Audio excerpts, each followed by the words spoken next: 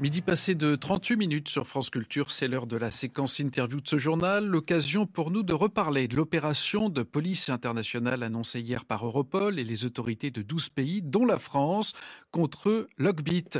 Lockbit, c'est ce logiciel qui avait été utilisé pour bloquer l'hôpital de Corbeil-Essonnes en 2022, exiger une rançon, ou bien qui avait bloqué la Royal Mail britannique en 2023. On en parle avec notre invité, Damien Bancal. Bonjour monsieur.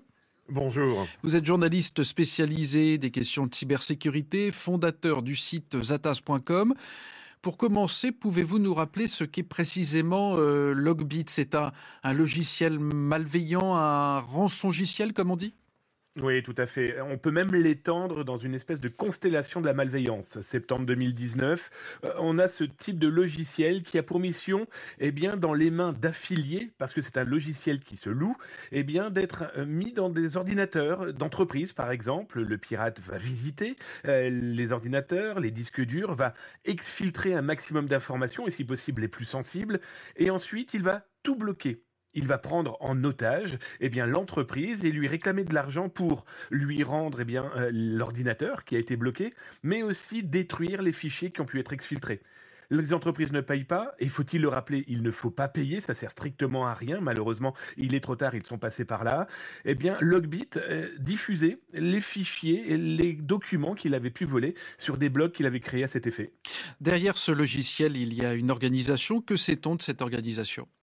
Alors, ce qui est très intéressant, c'est que l'opération menée par 11 pays, hier, a permis de sortir des informations qui étaient connues, mais sous le manteau, tandis que là, elles sont définitivement officielles, et ça, c'est très intéressant.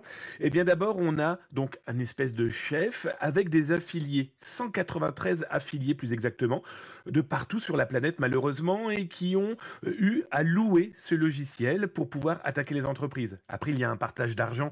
Les chiffres vont de 20 à 30% pour Lockbit en chef, et les affiliés se partageant le reste.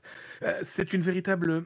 Allez, on va vraiment parler de pieuvre, de mafia, de groupes vraiment constitués de criminels qui avaient trouvé ce moyen de gagner énormément d'argent. Et on sait qui compose ce groupe ? Alors pour le moment, les autorités, ce qui est très intéressant, c'est que dans leur opération qu'ils ont appelée opération Chronos, ils commencent à diffuser des informations. Là, par exemple, aujourd'hui, on a appris la présence des 193 membres affiliés et comment ils fonctionnaient, comment ils pouvaient contacter. On voit aussi le service après-vente, si on peut l'appeler comme ça, de contact entre le pirate et les entreprises. Et très intéressant et élément très important que les autorités ont mis en avant, c'est que soi-disant, les pirates informatiques expliquaient que si vous payez la rançon, ils détruisaient les fichiers. Il a été découvert que non, ils ne détruisaient strictement rien. Preuve en plus qu'ils étaient totalement menteurs. Ce qui frappe dans ce Lockbit, c'est que c'est un logiciel assez récent sur ce créneau. Les premières traces datent de 2020 à peu près. Et en l'espace de quelques années, ce logiciel s'est imposé jusqu'à être utilisé dans presque un quart des cyberattaques dans le monde. Oui, c'est exactement ça. 25% des cyberattaques de type ransomware, étaient provoquées par Lockbit. Et ce qui est très intéressant, malheureusement, c'est que on est clairement dans un marketing de la malveillance. Pour avoir suivi ce pirate en chef, Lockbit Sup, plus exactement, d'ailleurs les autorités ont annoncé qu'ils allaient en dire beaucoup plus sur lui, il faisait de la publicité. Sur des forums russophones, par exemple, il lançait des concours. On a même eu un concours où, pour gagner de l'argent, les gens devaient se tatouer le logo de la marque. Donc ça vous donne un petit peu l'état d'esprit. Et un outil qui à première vue malheureusement fonctionnait particulièrement bien. Avec mon blog, nous on a plus ou moins additionné quasiment 3000 victimes mis en pâture sur les blogs de cette société malveillante. Les autorités annoncent beaucoup plus encore, sachant que par exemple les Britanniques ont 1000 clés de déchiffrement pour les entreprises qui en auront besoin. Les Américains parlent de 1700 entreprises cyberattaquées. Voilà, on est vraiment... c'est du massif, c'est de l'industriel. Les autorités, on l'a vu hier, elles communiquent. On parle de démantèlement de Lockbit, mais en fait, 2 suspects seulement ont été arrêtés dans cette opération. C'est vraiment, malgré tout, une opération importante ?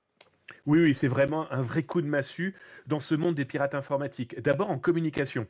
Les autorités, c'est la première fois qu'elles montrent qu'elles ont piraté des pirates, en affichant en plus énormément de petits secrets de l'intérieur. C'est un message très fort pour les autres pirates, en disant que personne n'est à l'abri, et encore moins vous.